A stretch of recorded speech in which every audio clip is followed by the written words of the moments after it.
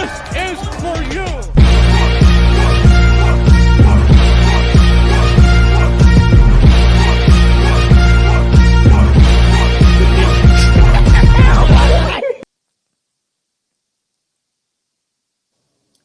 Yes, sir. What is going on, you guys? It's your boy Joe Castro, aka Philly Fresco, and we back as Philly the podcast, man. It's Sunday. It's Sunday Hey, sports talk. The Eagles will not lose today. You know, it's a good feeling. It's a good feeling. But nah, man, we got a lot to talk about. A lot has happened over this week. So I'm I don't want to say excited to get into it, but there's a lot to talk about, man. yeah, These this has been I think the busiest headline week all week between like different things of moving players around and just press conference and different just headliners.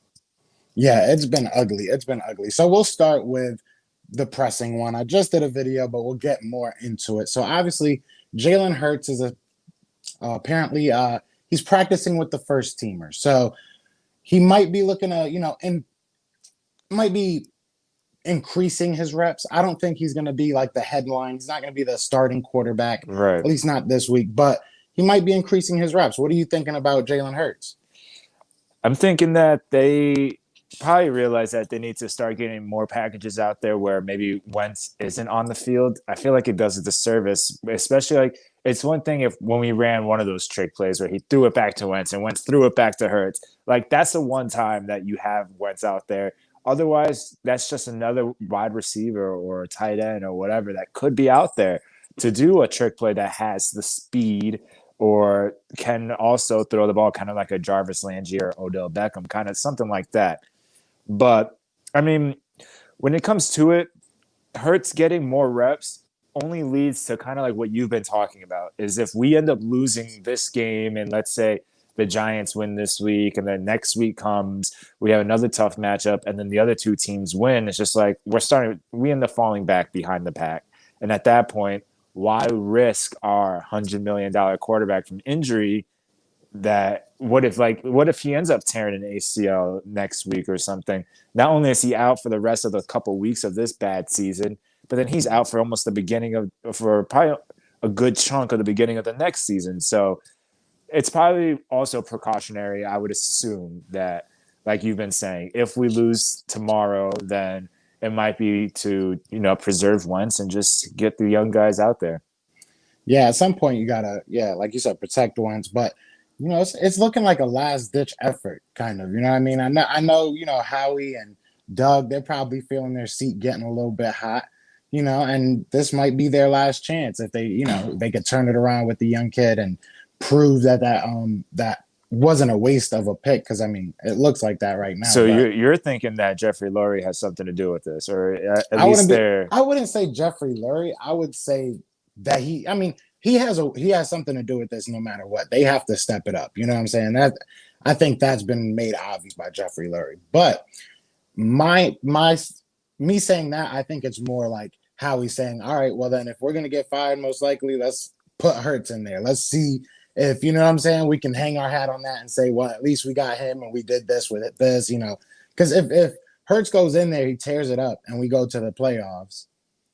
I mean, I'm not saying, oh, it's all Wentz's fault. It was all Wentz's fault, but that's something that happens, and that's something you have to look at. You know what I'm saying? right.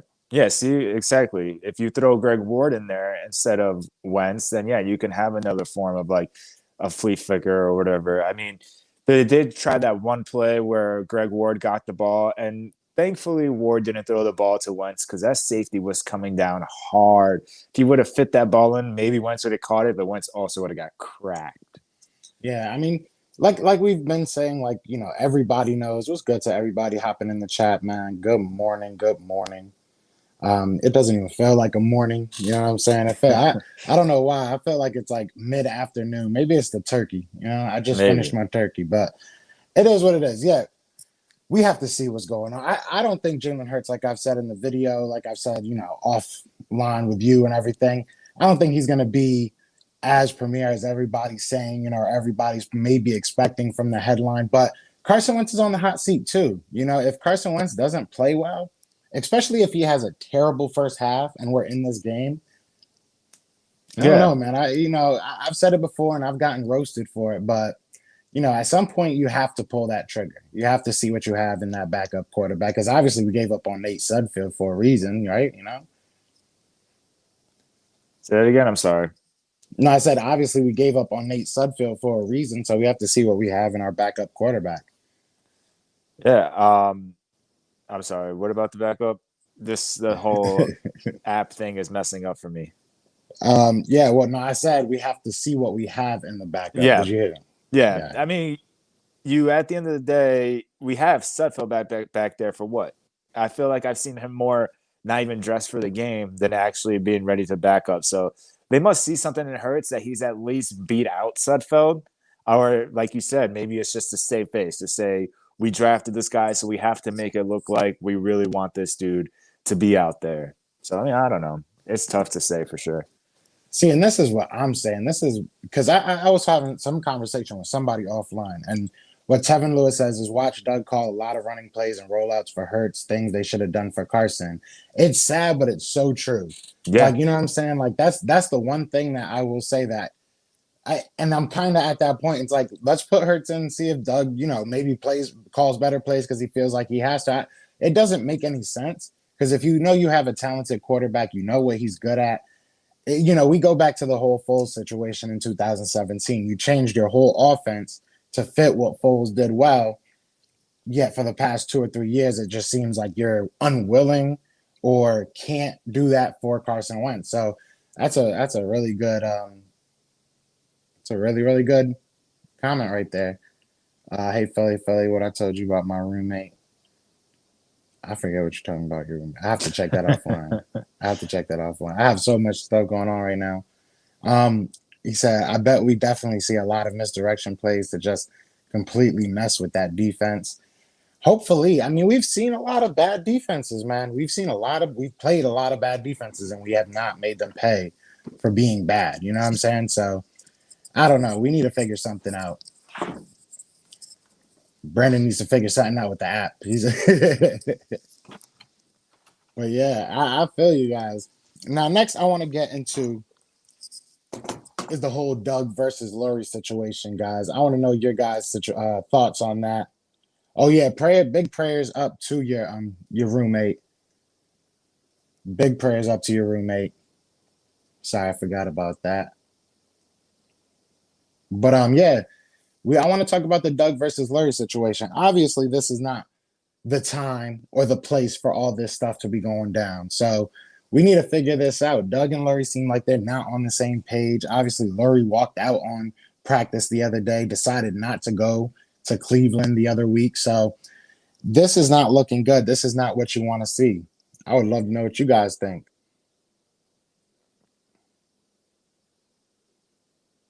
While we get Brandon back in here. That's the thing. That's the beauty about lives. You never know what's going to happen.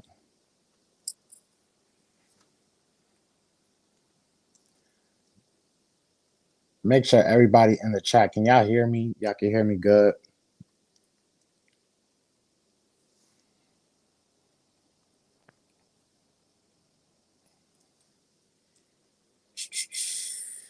What's up with this?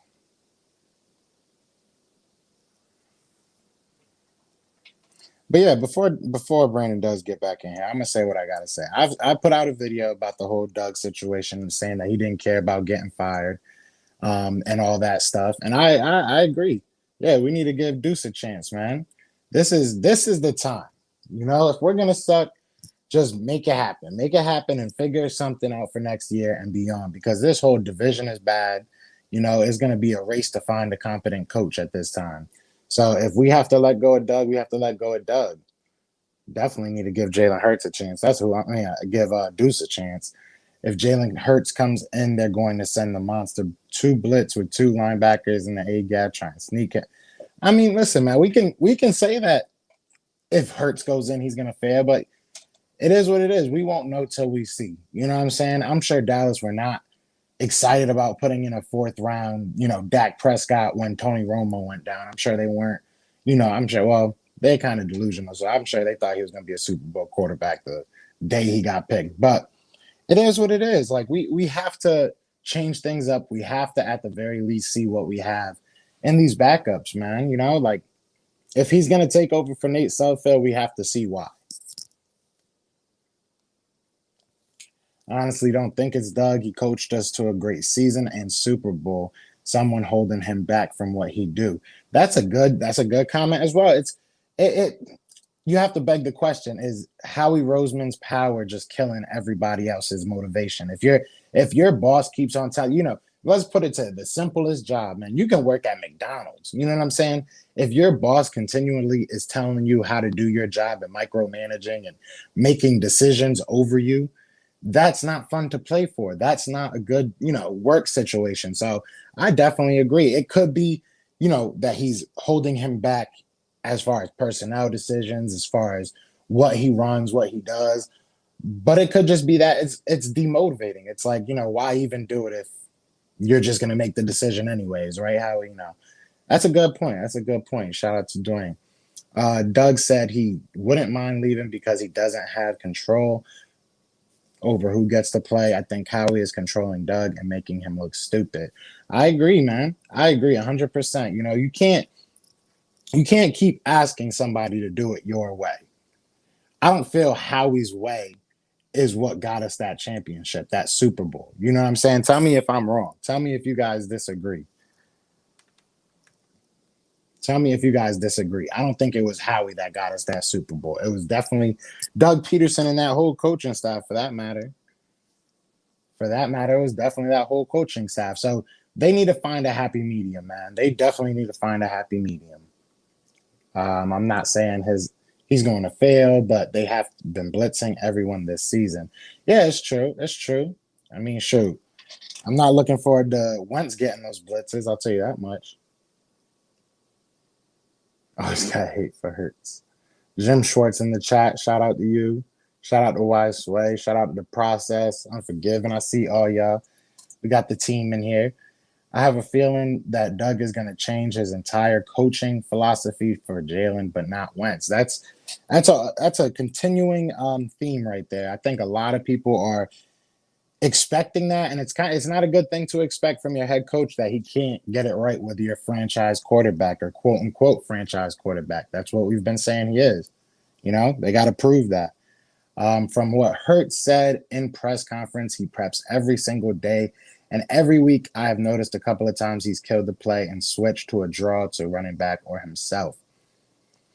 Yeah, whenever you have a young quarterback, you obviously want to lean on the running game more.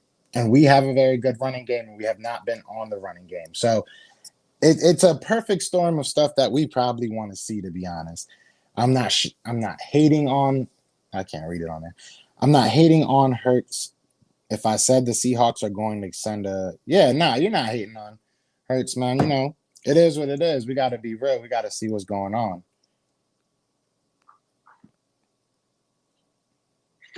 See if we got Brandon back. We got Brandon back. Yeah, I don't think the cam is working and it shows up like that, but at least I can hear you now. I have to switch to a laptop. All right. Yeah, so we were just reading these comments real quick. Wrong. Frank Reich was the one that coached us to the Super Bowl. I mean, there's a lot of people are saying, you can say there's so many different ways that we can go this offseason. But yeah, we're basically the overall theme of what we're talking about right now, Brandon, is everybody saying, basically that they don't know who it is. Is it Doug? Is it this guy? Is it that guy? Just let me know what you think this offseason really is going to look like. Who do you think is the main problem? This offseason, it's going to be tough because it's going to come down to how Jeffrey Lurie's feeling at the end of all this and how frustrated he is. Does he really trust Howie at this point to really get the team together? Is he going to give Doug the chance to say, all right, how about you get your guys? Who do you want to be by your side and all of that? Because at the end of the day, everything that's been going on this year is just not working. I thought there was continuity when the season began. Apparently not. So it's tough. I see that the Eagles do need an offensive coordinator. They need someone that's going to call these plays outside of just Doug. and I'm hoping that we get one more year of Deuce, and maybe he'll actually get that role of OC instead of just assistant head coach, because I feel like hasn't done anything to prove anything at this point besides him being a running backs coach. So I do think that by next season, some of the turnover will be getting someone that will call plays and possibly a new defensive coordinator, just so they can put the blame on somebody. Yeah, I mean, there's going to be a lot of fingers pointed, and there should be a lot of people are going to be put under scrutiny. I mean, we need a big change. I feel like this is bad. It's one thing to get injured, lose games, but it just looks bad. There's too many headline news, stories and all that stuff. Jeffrey Lurie missing camp or a game, missing the Cleveland Brown games. I know they're going to put it on the whole COVID situation, but that's big. He didn't let it stop him the whole season. And, as soon as stuff seems to be imploding, that's when it becomes an issue. So, a lot of things concern me. A lot of things are concerning me right now. Now, the next thing I want to talk about is I want to take it off a little bit, something, a little less serious, because I know we're all a little upset about the Eagles right now. But I want to talk about the Tyson and Jones fight last night. I know you got to watch that. Yeah, that was interesting. I never got to see Tyson fight as a kid or anything like that, nor was I really into boxing or anything. But just watching last night, I think Snoop Dogg was the MVP. Facts. He has to be the best commentator I've ever heard. He's hilarious. But it was just, at least you got to see, there was, yes, if you're a real boxing fan and all that, there was a lot of hugging going on. And I mean, they're 50 years old. They're getting tired out there. You can see Roy Jones, that dude was panting throughout like the whole fight. But it still seemed more, I don't know, more exciting than when I saw like Manny Pacquiao versus Floyd Mayweather. I just felt like they weren't even tired by the end of their fight. They were just there to cash a check, whereas at least these guys, they were there to get money too, but it looked like they were throwing some punches out there. Yeah, no, Tyson was throwing some bows, man. That shit was crazy. But no, the real star of that fight right there was the whole YouTube Nation basically versus Nate Still Sleep Robinson. That boy got put to sleep. That dude was knocked down like 3 times. Oh my God, that last one. Honestly, like before the fight, I was like, "There's no way he actually loses this fight." Is there? Like, there's no way he gets knocked out. He maybe lasts the whole whatever rounds. I think it was maybe like 5 rounds that they were doing. Maybe he lasts the whole 5 rounds, but there's no way he gets knocked out, right? But that boy got put to sleep a couple times. He was the Walking Dead after that first knockdown. Yeah. That shit was crazy. All right, let's get back to the Eagles. Everybody's putting in their 2 cents. How we got to go. We need an OC. I'll give Jim 1 more year, but we have to get a real linebacker and a number 2 corner. What do you think about that? I mean, right now we're a top 10 draft pick. So let's say Howie does go at the end of the season, or he gets some power strip from him, like draft picks and stuff like that. Then I think we can actually draft.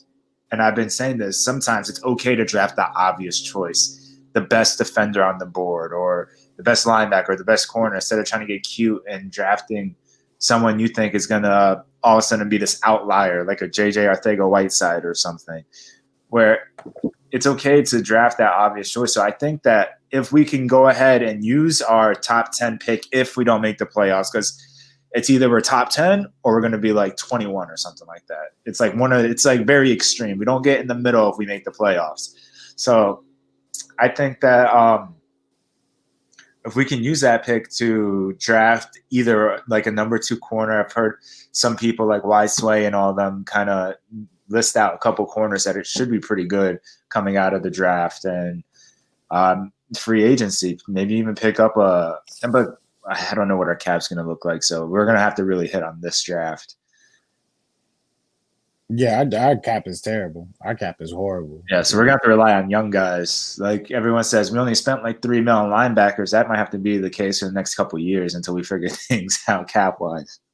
Yeah, I don't know how, and that's the kind of struggle with Howie. It's like, yeah, you could fire him, you could get rid of him, but who are you really going to get that wants to come in and take care of that? Who's really going to come in and say, oh, yeah, $60 million in debt? That's nothing. I've done that before. Like, how he's put us he's kind of handcuffed us, especially financially. Speaking of a financial handcuff, Unforgiven 774 says, "How about JP moving to guard?"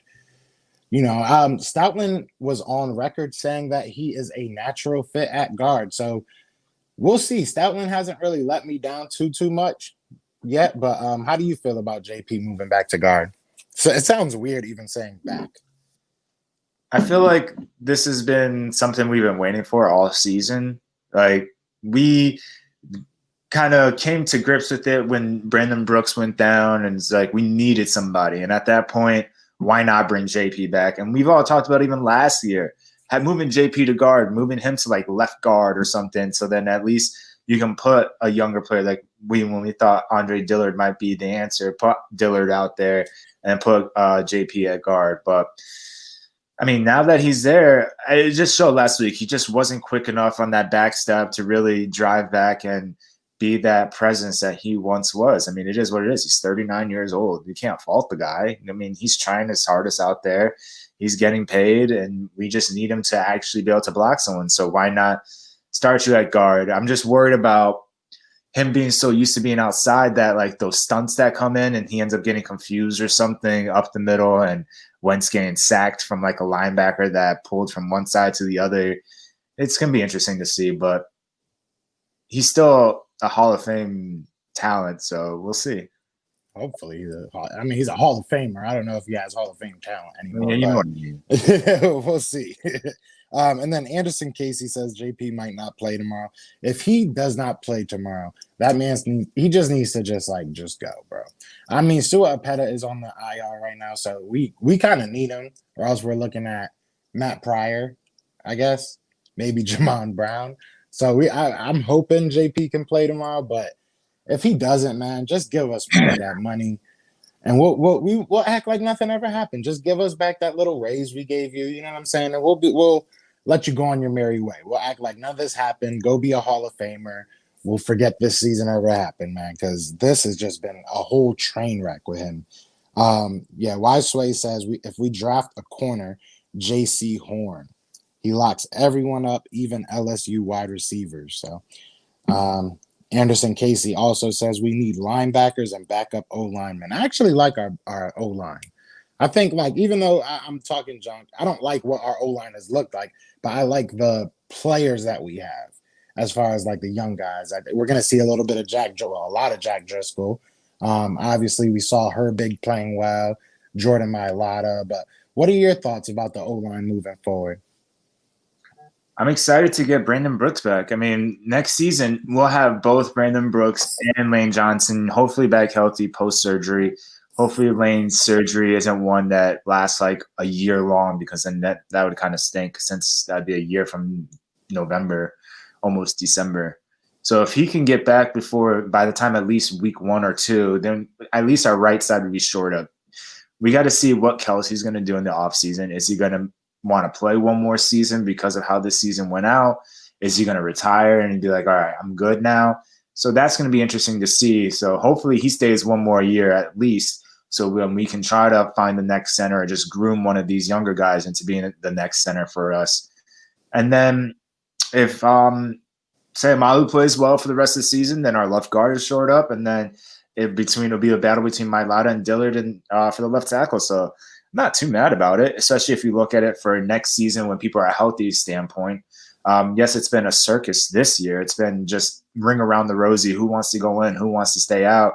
And but overall, I mean, do we need backup offensive linemen?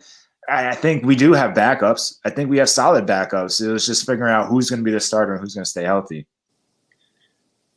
Yeah, no, that's a big fact. I mean, that's another thing. I want to see a healthy team for 1 year. Can we just get 1 year where we're not decimated somewhere for injuries? I joke around and say we're cursed or we sold our soul for that thing, but it's what is it? What at this point, it's are we beating up our players when they do bad? Are we, it's what's going on with these guys? It's just so frustrating. It's we have talent, we see the talent. I don't want to say, we're a playoff contender on paper every year, but we have talent and we see that, and then we never get to see it come to fruition because week 2 we have 3 wide receivers down or 3 cornerbacks down. It's just like you say, ring around the rosy for the offensive line. It feels like that for the whole team almost every year. It's frustrating. It's so Yeah. frustrating. Shout out to Tyree Jones. We need linebackers. That's a truth. I don't want to see Nick Gary. I don't want to see Duke Riley. I like Singleton. I like TJ Edwards. I want to see more of the young guys. I mean, Bradley, he's a nice tackling piece. I want to see Davion Taylor get more play in because otherwise he's going to end up looking lost out there. And if he's going to end up looking lost, this is the perfect time for him to look lost. So then he can learn from his mistakes and learn the NFL speed and all that now, rather than wait when things are going well and then next he's not seeing the field at all. Yeah, and I want to ask you a question because I was talking to someone the other day, and everybody in the chat, y'all could answer this too. I want to know, who do y'all think is the best player on our defense right now? Like right now, not of all time, not your favorite player on defense. Who is our best player right now? Probably, and I'll answer it first to try to take away any suspense or anything. This is a totally just, I want like a, not, like I said, not a favorite. So I'm saying Darius Slay. I think Darius Slay right now is our best player. Oh, okay. I'm gonna go with Brandon Graham. Although he does get fooled on those those like zone read options or whatever, where like Daniel Jones, like if you watch the replays and stuff, you see Brandon Graham really facing in toward the running back and never really like peeks his head around to see if the quarterback has the ball. And maybe it's not his responsibility. Maybe his responsibility is the running back and the linebacker is supposed to be there watching the quarterback. But other than that, he's having his best year pretty much as an Eagle. And he's 32 years old, 31, one of the two. Fletcher, what? But and maybe maybe because Fletcher's taking the double teams, that helps Brandon get off to the edge. But I think right now on the defense, I'm going to go with Brandon Graham. Yeah, I have to go with Slay. I feel like he's our most important player. I feel like next year, if we had no one else on our team, I would want Darius Slay back. Well, yeah, I mean, we can get away with Brandon Graham retiring or going to a different team. We have Josh Sweat. We still have Derek Barnett. We still have Osman's kind of good. I know people like him. Hopefully, he can get past that stiff arm. But we have like depth at the defensive line, and you're right. If anyone on that defense was to leave, then the one part that I would want would be Darius Slay, since he is a proven number 1 corner. And if we can draft someone that's slightly better than Slay, then he's the best number 2 corner. So either way, you can't go wrong having him. Big facts. And shout out to everybody that is in the chat. We got like 20 people in here right now. Everybody go hit that like button. Go hit that subscribe if you have not before. You know what I'm saying? Because we do this all the time. We love y'all. But anyways, we'll go back to what we were talking about. Dude, Slay hasn't gotten beaten once, and it was just a great catch by Slayton. Slay's played good. And the reason why I bring that up is because a lot of people, and I know we posted it on our Instagram that, Matt Patricia got fired. A lot of people were bringing him up as like a defensive coordinator option. No. Exactly. That is the furthest from, and I believe you're the one that posted that on the Instagram, and I started getting messages about it because we both, you know what I'm saying? Yeah. And I know your intentions behind it. You know what I'm saying? It's major news, and we might be next with, a firing. But anyways, let's just clear the air here. Darius Slay, who I think is probably our best player, most important player on defense, literally forced his way out of the Lions because of that man. We are not bringing him to Philadelphia. I just want to, I want to know if you have different thoughts. Nope. I was posting that in a couple of Eagles groups where I saw people, like you said, mentioning like, ooh, maybe we should take a look at Patricia. I was like, nope. Slay does not like that guy. That's the reason why he left the Lions. I'm all set. I'm okay. Who are you taking? Slay or Ramsey? Slay or Ramsey? Well, I mean, Ramsey's younger, is he not? I believe so. Yeah, I mean, if you're asking me who would you rather have on your team for the long haul, I'd probably go Jalen Ramsey.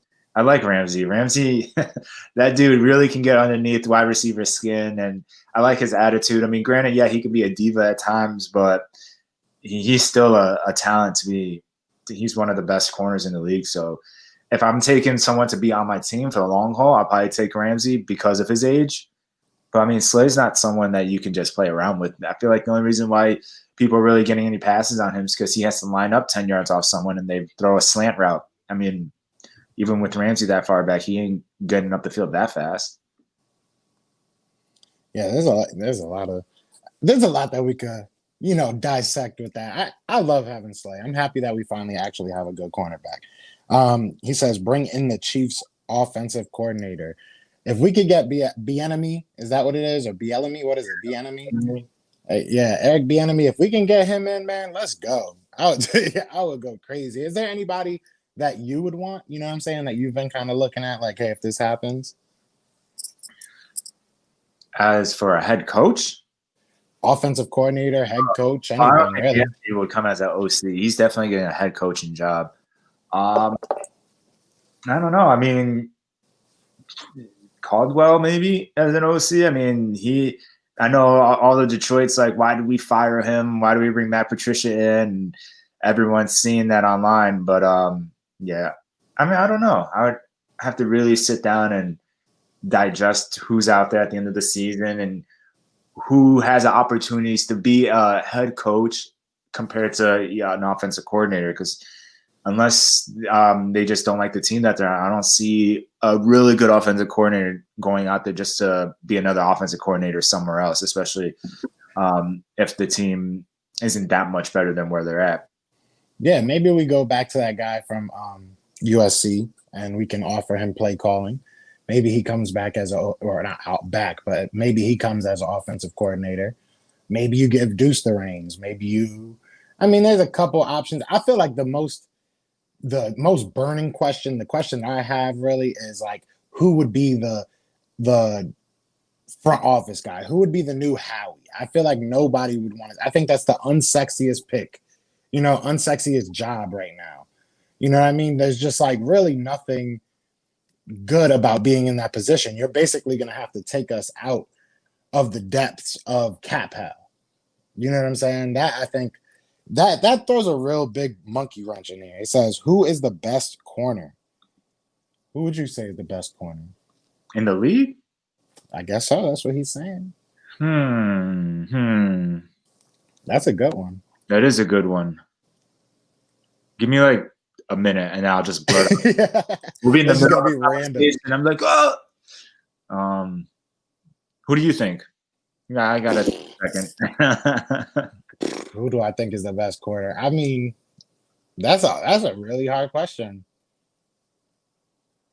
That's a really hard question. Let's shoot it to the crowd. You guys pick, and we'll tell you if we agree or not. Because I have no idea. To be honest. I like Jair Alexander out of He's Green nice, Bay. yeah. But I feel like everybody's at like a close, if not the same level at the top.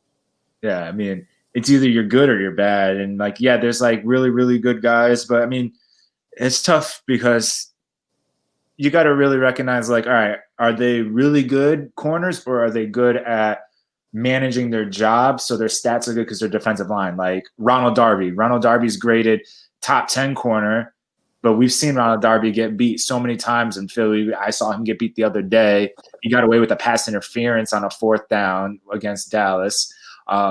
But that defensive line in Washington is top notch. That defensive line is what our defensive line was like a couple of years ago. It's insane how good it is. So it depends on what you're looking at because you can't just look at the stats all the time. Facts, no facts. Shout out to Bill D. Says, I'm new to your channel and I'm enjoying it. Just subscribed. Welcome to the family, Bill. I promise you, I usually don't talk to, no picture. We're just having a little bit of technical difficulties. Yeah. But yeah, shout out to everybody that's in here, man. And like, if you're new, be sure to hit that subscribe. Make sure to hit that like. We have like 20 people in here, so hopefully we have like 20 likes. It says Gilmore is still the best corner. Waiting for the new rules. If we sign Eric the Enemy, don't we have to give up a third round pick? Is he a minority? I didn't realize. I thought he was white, to be honest. That shows you how much I know. I guess so. Yeah, that's a terrible rule. I hate that rule, to be honest. Yeah, we would. So my thing is, maybe Deuce is the easiest. You know what I'm saying? Because if he's gonna if he's not gonna be a head coach here, he's most likely gonna try to go somewhere else and maybe beat the system somehow. But that's a dumb rule, to be honest. The head coach from Oklahoma, since Hurts knows him very well. That would be interesting. That would be very interesting. I don't know, man. I don't know. If we're gonna go with somebody from the college ranks, especially as a head coach, I mean Lincoln Riley is probably the best option. I guess so. I guess so. It says J.C. Jackson, the most underrated corner in the NFL. Hurts is not our friend. He said, "Yep." For Hurts, not our franchise quarterback. We never know. We don't know until we see. Lincoln Riley drafting Hurts was a mistake. It's looking like that. Right now, it's Bradbury for the Giants. I can't give the Giants any type of love. Can't do it. Shout out to Rock the Artist, Philly Podcast. What up? What up, bro? The safety Buda Baker, Maddox. So we got, yes, sir. Don't forget to join our Discord. Yeah, the link should be in the description. Definitely join that. That's a lot of fun. It's worth it. We need a OC, that third round pick. Hey, if they give us a third round pick, or I mean, if we have to give up a third round pick for Bieniemy, I don't know. I don't know if I would. Would you do that? Would you give up a third round pick for Bieniemy? Just to be an OC? Just to be a head? No, he would have to be the head coach. Oh, well, I mean, if that's what it took, I guess. If we fired Doug, then why not? I mean, we've been wasting our third round picks anyways. We've been sending them away to people for like Golden Tate or whatnot. So, I mean, hey, obviously the Eagles don't value those third, fourth round picks, so or second at this point. Why it's worth it at that third round pick. Oh man, yeah, I feel y'all, man. All right, let's get back to some questions. So the Eagles, man, we're obviously going against Seattle Monday again. I feel like we play these guys every freaking year. They're not even in our division. They might as well be. They might as well be. But what are your thoughts about Seattle? I know that they usually have a handle on us, but their defense has not been as good as it usually is. Do you think we can maybe take advantage of that this week? You gotta hope. I mean, I thought we were going to be able to take advantage of like the Giants. I thought we were going to take advantage of Cleveland. I thought we were going to take advantage of Washington at the beginning of the year. But I just don't know with this team. This team, even against Dallas, we couldn't put up numbers. And Dallas defense at that time was horrendous. If anything, we gave them a spark to be decent for the next couple games after that. So it's just, are we just going to end up giving Seattle that spark to be a good defense? I just don't know. I mean, it all depends on what the play calling's like, how Wentz plays. Does Wentz get benched at halftime? What that looks like. Like, I really don't know. Yeah, I'm so excited. I know usually Monday or Sundays, I should say, because it's usually game day. But either way, game day, I'm usually like weirdly optimistic. I feel like you are too. I feel like we all just kind of be like, all right, we can actually maybe do this. You know what I'm saying? Like, we can do this. And then the whole week leading up to it, we're just like, this is going to be ugly. This is going to be ugly. But today I'm kind of just feeling like, man, this is it. Either way, this is it. If we can turn it around and we look really good and, the whole season goes good, awesome, that's beautiful. But if we look like we've been looking, there might be the future might be now for the Eagles, and there might be a lot of changes. Right. And, this team might stop saying, oh, well, we're still in the thick of things in the NFC. It might not matter anymore for them. If Lurie is getting this outspoken, I can't remember him being this outspoken probably since Chip.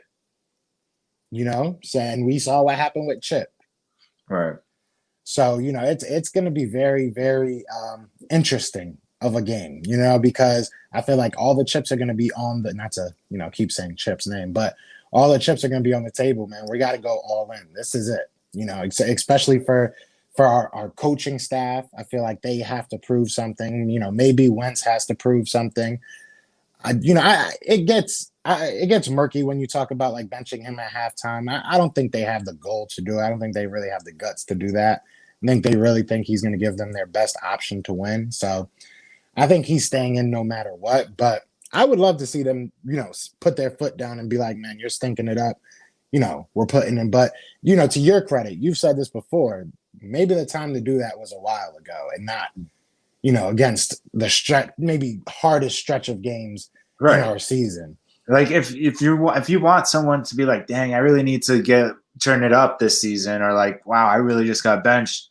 Why not do that earlier? Why not do that when he literally had like 3 or 4 turnovers before halftime against Dallas, like something like that, where he's literally playing bad. It's a bad, and then you're going against Ben DiNucci.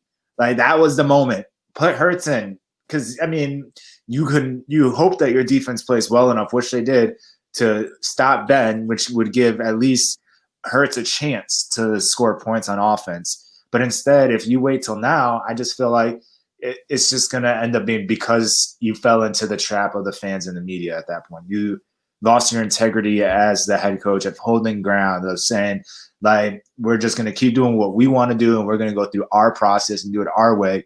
Instead, if you do it now, it just seems like you're just giving in to the fans and the media. Facts, yeah. And, shout out to Unforgiven says, honestly, we need a coach. If people start messing up, they're going to get in the player's face and tell them this is how it's going to be. I've said that numerous times. I'll take that as a win. If I see this week, if we lose, and it's a close game, whatever, but if I see Doug Peterson go off on Carson Wentz, yelling at him, or not, I'm not saying, throwing stuff, being a baby, but if you see the passion, if I can see some passion, I'll be okay with that. Like, that's all I need to see right now. Sometimes you're not good. Sometimes teams have bad years, but like, don't sit there and like pout. I feel like these press conferences have become like telling your kid not to use the finger paint on the walls or something. It's like he just sits there and pouts and makes the little sarcastic jokes. Like, it's not funny anymore, man. Right. It's not funny anymore. What the heck just happened? He said Seattle is a top 5 in run defense. Not to mention Wagner, kind of cute. I hope that's a girl. But hey, if that's that's what's up. Shout out to Wagner. If defense can cause turnovers, we get good field position, plus have balance running the ball and pass, we will win. We need to hire you for OC because they obviously do not get it. That's why we run the balls. And we'll see if Jordan Howard gets some run. Do you think some Jordan Howard might do a little bit of justice for us this week? Do we know if he's moved up to the active roster? As last report that I saw was that he was, yeah. Oh, then he actually might touch the ball before Elijah Holyfield. I mean, you would assume that you bring up a guy like Jordan Howard, that you sign him at this point in the year because you want to use him as that like third down back or something like that instead of Miles or Boston Scott. So you just got to hope. But at the end of the day, I'm not going to hold my breath because as we saw last week when it was pouring rain, we didn't run the ball nearly as much as I thought we should, and we didn't even get the big body in there for like short yardage plays. There you go. That's people crazy, man. Y'all people crazy. Y'all be making me laugh, man. But anyway, so how do you think we can stop Russell Wilson, man? I feel like he's gonna chop us up. But what do you think we can do? Is it Alex Singleton?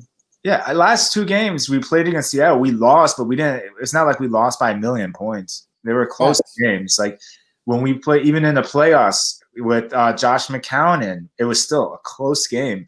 It came down to us going into like the red zone 3 times and going for it on 4th down and stuff like that, and not getting any points and coming out with points on those plays, on those drives. So it's been close. And even the game before that, when Wentz was in, it was a rainy day, and it still was close. It wasn't a blowout. I think it was, I forget what it was, like 16-10 or 20-10, something like that.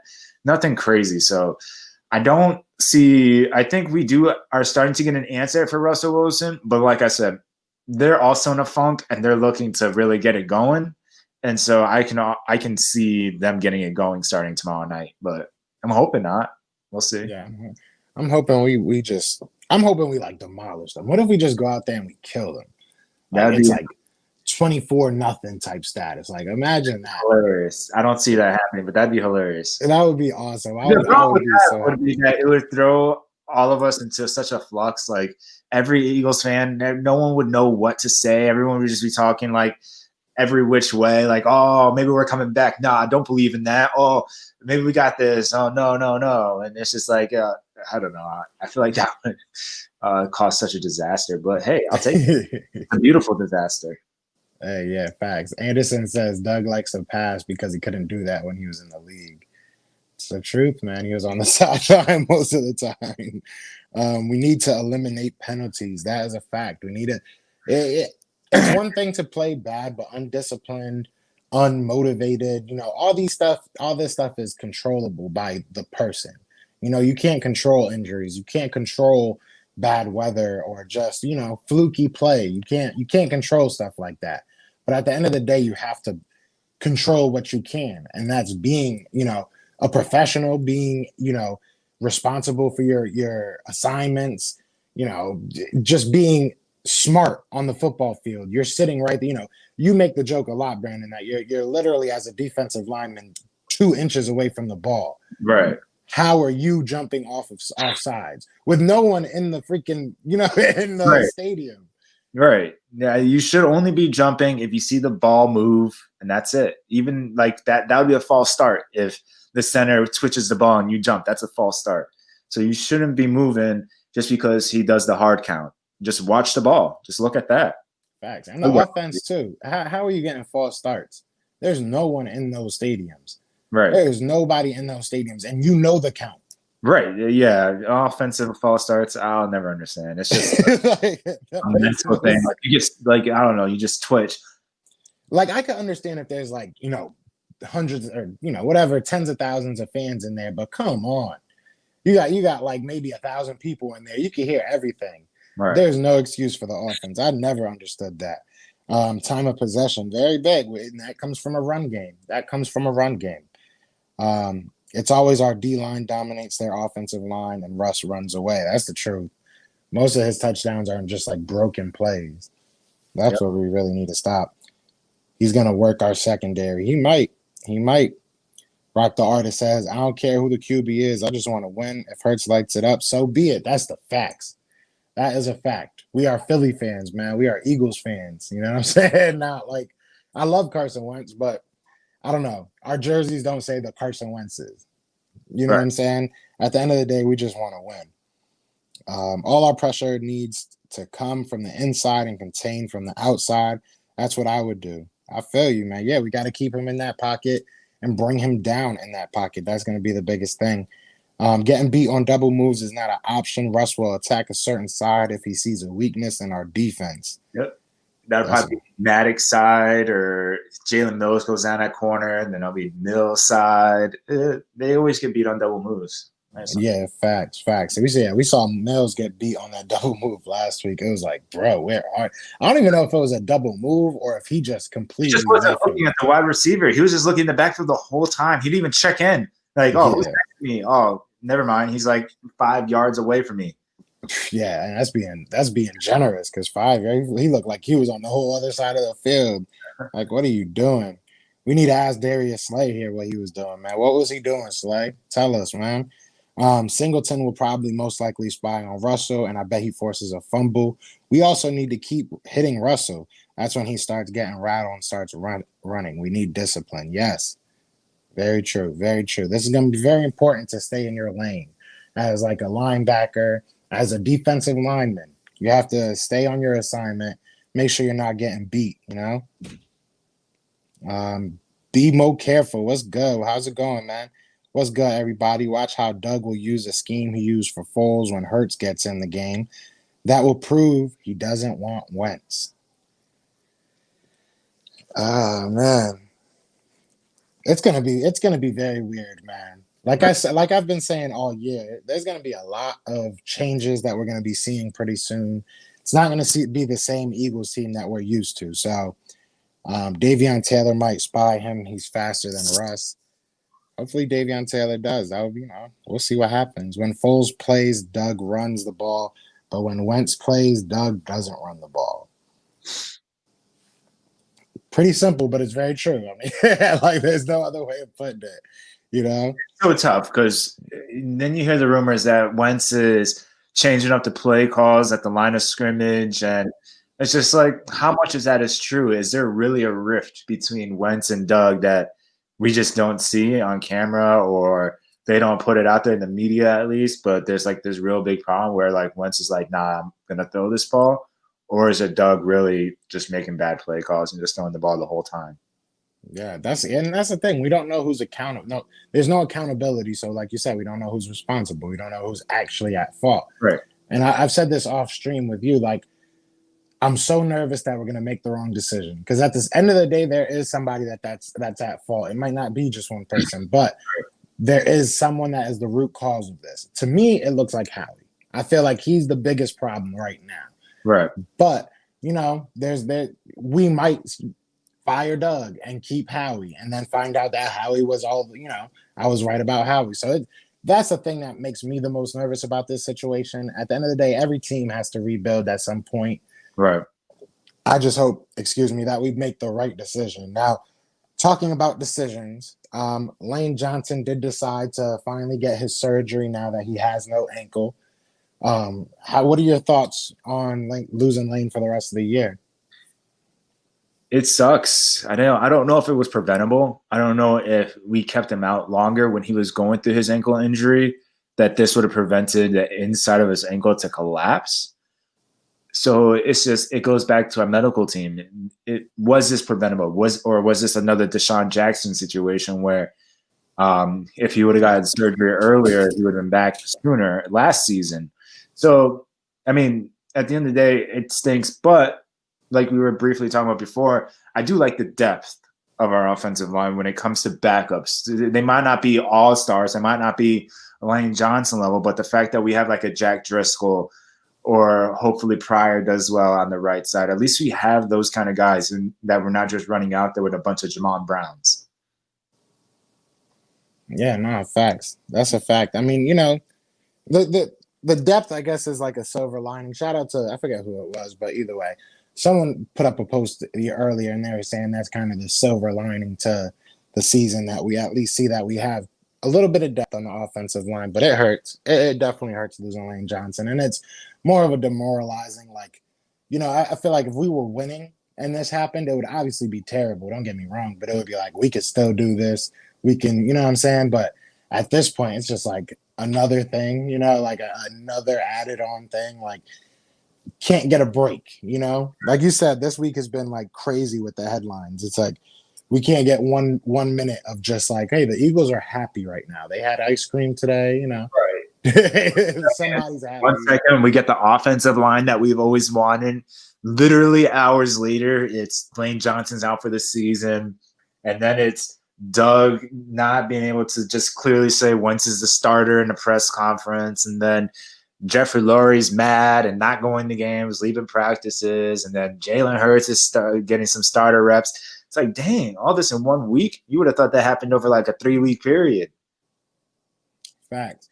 Yeah, and Be More Careful says no Mills is out of position. He would be better as a deep safety or a Richard Sherman type zone cornerback. Look back at how good he played in zone, and he's buns. And man, that's a fact. A lot of these players are out of position. It's like, it makes no sense, to be honest. And it goes back to me thinking that maybe Howie is probably the root of all these issues. Because if you have all the, say in who's playing and who's getting picked, and you get all the responsibility, you get all the blame. If you want that, responsibility, you're gonna get all the bad side of it too. Can't just take, the good portions of it. Darius Slay says, imagine if Reich had Wentz and Hurts this year. I seriously wouldn't think we would lose more than 4 games, and Hurts would have great role on offense too. We got to use what we have, man. These guys are just they're not getting into the game, so we don't know what they're going to be. You know what I'm saying? We can all make our assumptions about who they are and what they can be, but till we see it, we don't know. So what do you want to see out of Carson Wentz today or tomorrow? I should say. I want to see a complete game that we've been dying for all season, where I don't even need him to throw like 300 yards, but throw a little bit over 200 yards, like 2 touchdowns and no interceptions. Because at that point, if you're only throwing 200 something yards, hopefully that means we're running the ball or running screens or doing things that I think the Eagles should be doing. I can't see him just chucking the ball up there and hoping that one of these guys like Fulgham or something is just going to come down with it out of nowhere. It's tough. I mean, yeah, you pulled it off once against the Ravens, but that doesn't mean do that again. He's not going to work every time. Especially like some plays where he throws across his body. It's just scary throws that you get told not to do since Pee Wee football. So I just need a complete game out of him where he looks confident. He looks like he's running the offense well. And, yeah, confidence. Yeah, I mean, I just want to see competence. You say confidence. I want to see competence. I want to see that you know what you're doing for once. I need to see elite wins. And also on the other side of the coin, if he does get benched by halftime, I want to see how he handles that. Right. Is he going to be on the bench just sulking, or is he going to be out there trying to help? Jalen Hurts. It's going to be very, very interesting to see their overall chemistry and at the next game, anyways. Just because I feel like with all this going on, are they going to still be? You don't really see them talking, anyways. You know what I'm saying? So I want to see what that dynamic is. But as far as Wentz, I just need to see him play a smart game. Like you said, no crazy throws, throw the ball away when you can, get out the pocket when you can. Just play smart. No turnovers would be beautiful, but it's got to be in context. I would love to see him get over 300 yards. I don't think he's done it once this. Has he done it this season? Maybe against Pittsburgh? Giants. Against the Giants? Okay, so yeah, I would love to see him do well. We need to see a full turnaround. That's what I need. You know what I'm saying? Yeah. Once we'll start, he has to show he can play well against a 29th ranked pass defense. It's sink or swim. Time for Wentz. Man up or wilt under the pressure. If he wilts, he's done. Yeah, it's the truth. A 300-yard game, and that was against the first time he played the Giants. Yeah, see, that's not acceptable.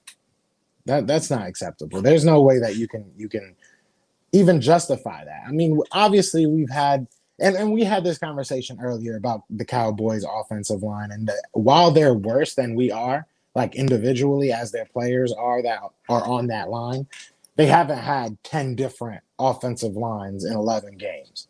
And that's the only reason why I say our situation's a little bit worse, just because you can't get you can't get acclimated in that offense when your timing relies on having time in the offense. I think it was Lord Brunson that brought it up, saying that if you can't even throw a short, screenplay because you can't trust Lane Johnson, who's nursing an ankle injury, to get over there, it changes what you do. So, he's also only had 2 games over 250 yards.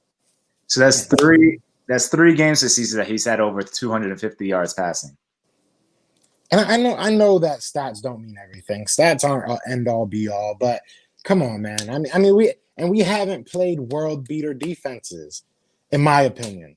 We've played a lot of not easy games, but a lot of very winnable games, especially on the offensive side. I think a lot of us could have been very nervous about our defense. And for most of these games, they probably held up more than our offense. It makes no sense.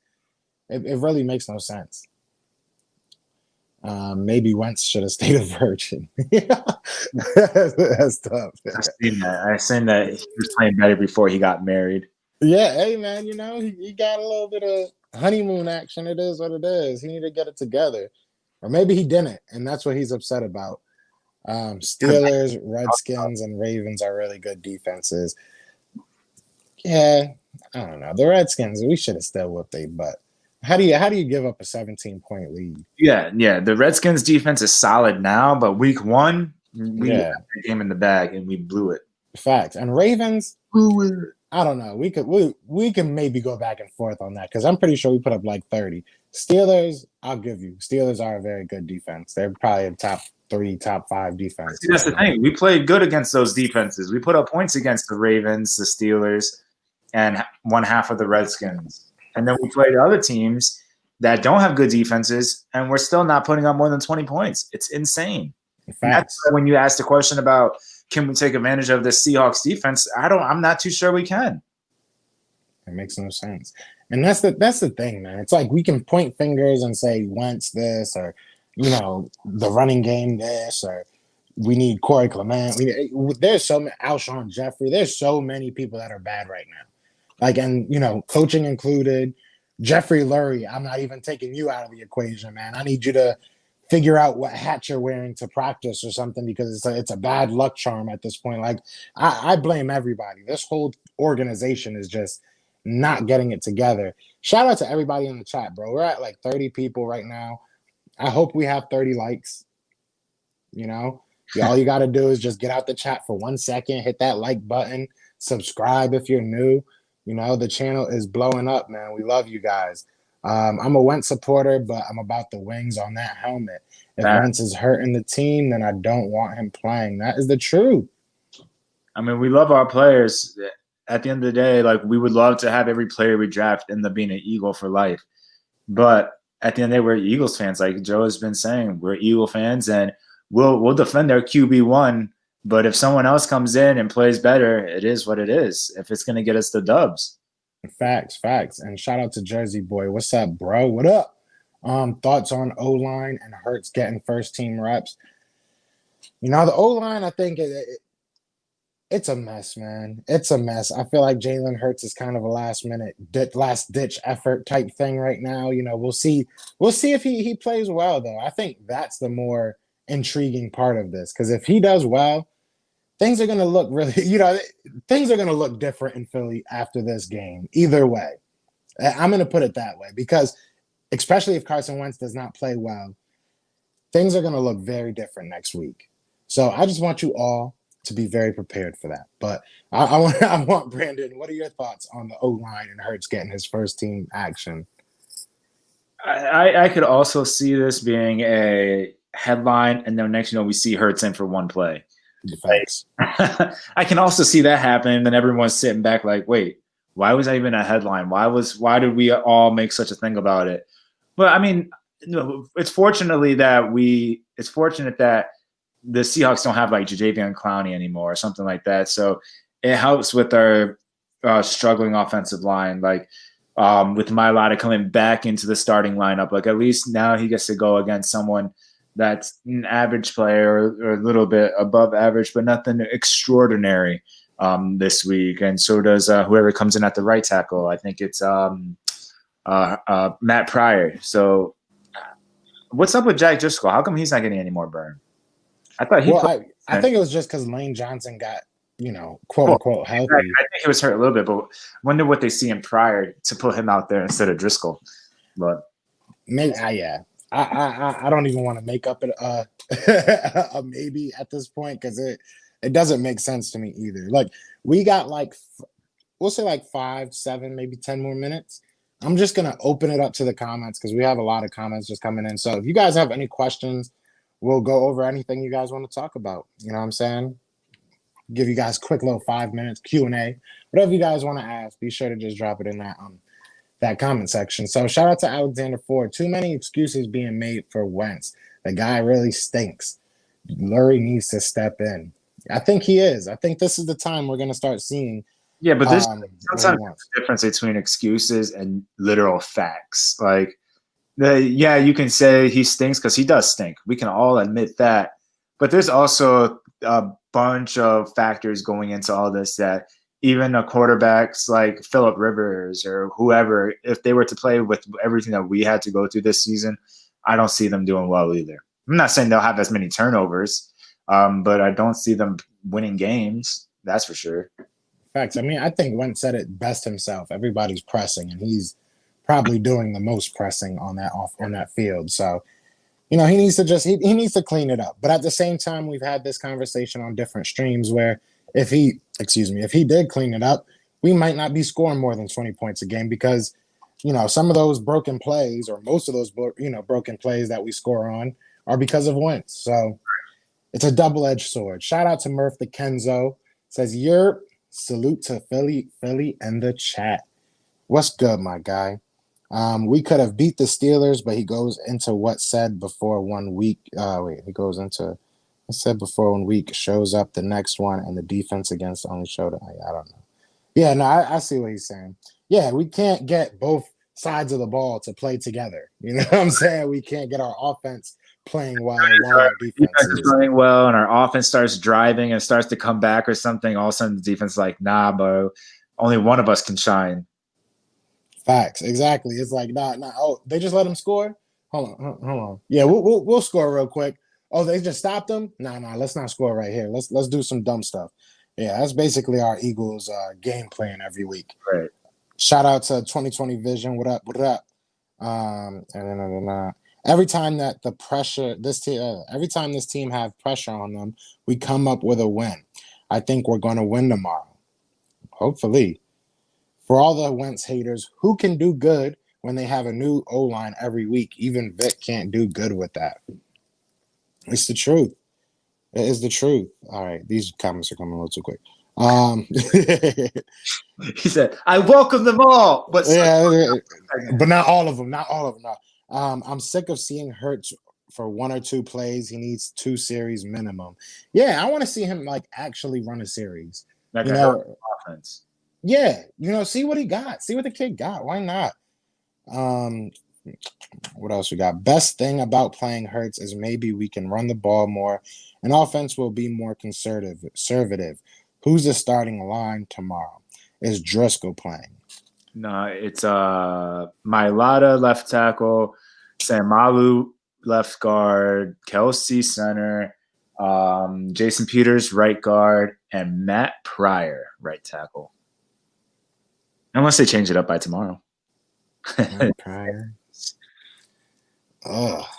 Just saying Matt Pryor gives me a little indigestion. But anyway, what do you think the keys to tomorrow night's game is, and what are your score predictions? Double question. Ooh, score predictions. Do you want to take this first? I mean, the keys is that we need to once again establish the run, and if it's working, keep at it. So then you can open up the playbook. So then you can throw the ball downfield, because then the defense has to play honest. They have to play the run. They have to know that, all right, they're running the ball against us, and then we can do play action. That's how all these other quarterbacks, like average quarterbacks like Baker Mayfield, Jared Goff, they're doing well because they've been able to establish the run and run play action out of all of that. So that's what the Eagles need to do. And then for the defensive side is to contain Russell Wilson. We've seen – I mean, I could only imagine that these next few teams have looked at the blueprint from the Giants and how we made Daniel Jones look like Lamar Jackson. So we need to be able to hold the quarterback and not get fooled on any of these reverses or read or play actions and all that stuff. So read zone reads. So those are my keys. And score prediction, I'm going to be pessimistic this week. I'm saying Seahawks 28, Eagles 10. Yeesh. Dang, bro. I'll feel you, though. I ain't gonna cap. I was kind of close last week. I was actually pretty close for the score that I predicted. I mean, I predicted that we would lose. So I'm going to use that juju, and hopefully, I'm going to turn it around. I think we're going to shock the world this week. I think with our backs against the wall, Wentz, and we're going to see a new Doug Peterson. We're going to actually see a whole bunch of Miles Sanders this game. I think this is the time that we throw it around, or we turn it around, I should say. I think Jeffrey Lurie will be there, and he will be happy. I think we will see new headlines come Tuesday morning. I think the Eagles will win 24-14. Oh, see, the thing is, I picked the Eagles all year, and my score predictions have sucked, except for one. One actually was super close, but I'm going to switch it up this week. Hence why I have the Seahawks winning. Maybe some reverse psychology. I like that, and that's why I didn't want to do it too. I was like, all right, we're gonna, I'm gonna play off my boy because I know how he really feels. We about to win it. Nah, but I think that we have like I said, everything is on the line right now. There's nothing that's going to be held back. So Everything's been on the line every week the last couple weeks. not really. I mean, I feel like this is the first time that Doug Peterson's really feeling like he might lose his job.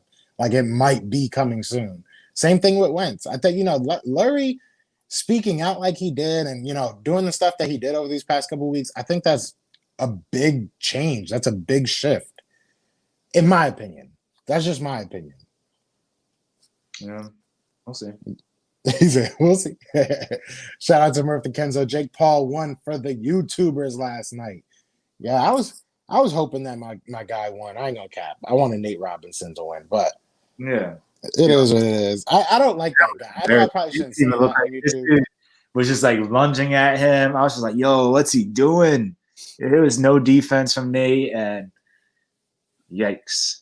It was like, open hug, and yeah, and it was bad. It was sad to watch. But and I don't even I probably shouldn't say it because he like basically owns YouTube at this point, but I'm not really a big Logan Paul or Jake Paul fan or whatever there's so many Pauls. Like I went down this little like rabbit hole about like the whole Jake Paul and Logan, but like it's crazy, man. Don't do it. Do not like search their name because it's just a headache.